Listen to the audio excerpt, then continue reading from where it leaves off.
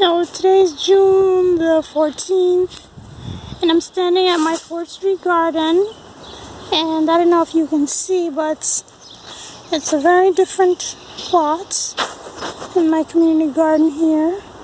Normally over here there would be a nice stand of blackberries, but this year, well now this is what's left. This year I got some help from my Ecuadorian fellow gardener in the community garden here, and I don't know, I think these people don't quite understand the concept of perennials.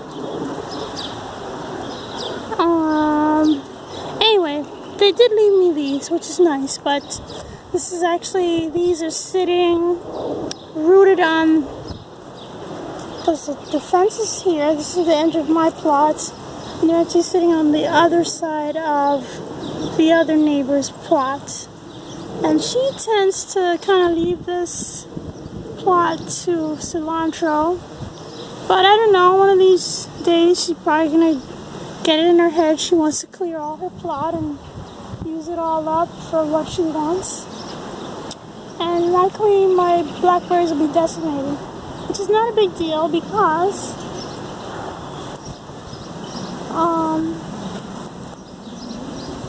the city did not allow me to rent the property this year because they wanted to sell it. So I'm not sure exactly what's happening with that.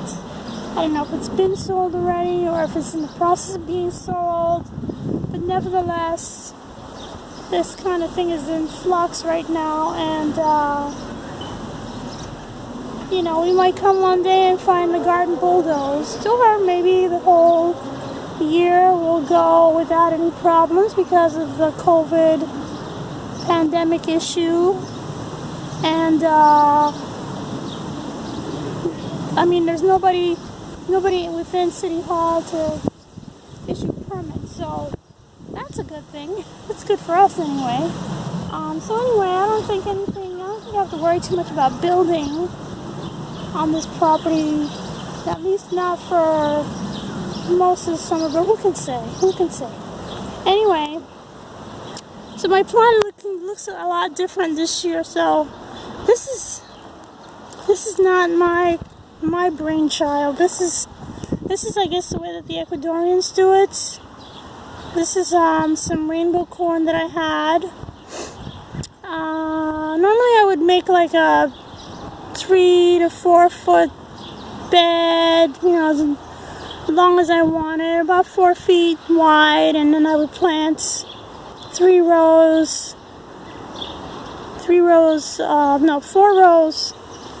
of corn within the length of the bed. So, but this here is just whatever, basically what they did, they do is they make holes about, I don't know, 1.5 feet apart, maybe 18 inches apart, and then I had already planted the corn like 3 or 4, 2, 3, 4 in each cell. I usually would divide them out and plant them individually, but she said, no, just put them in like that.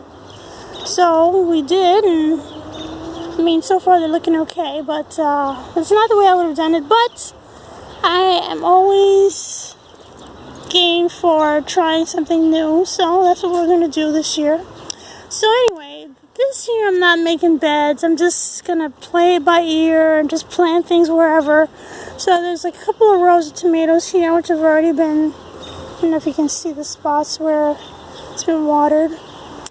But a lot of them, birds came and nibbled at the top, so some of them I can't even find anymore. Over here I planted, I think it was butternut squash, some kind of squash I planted over here.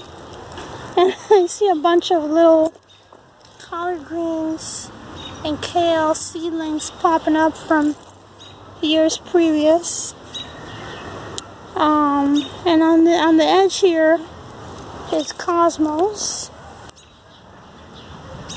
So it's gonna be flowers on the edge of this fence, and then a few here, and there's some zinnias there and some marigolds on the end. And over here is pumpkins, pumpkins that Marie Curie gave me seeds. So there's, I know, red warty thing. There was a Thai variety, I can't remember, and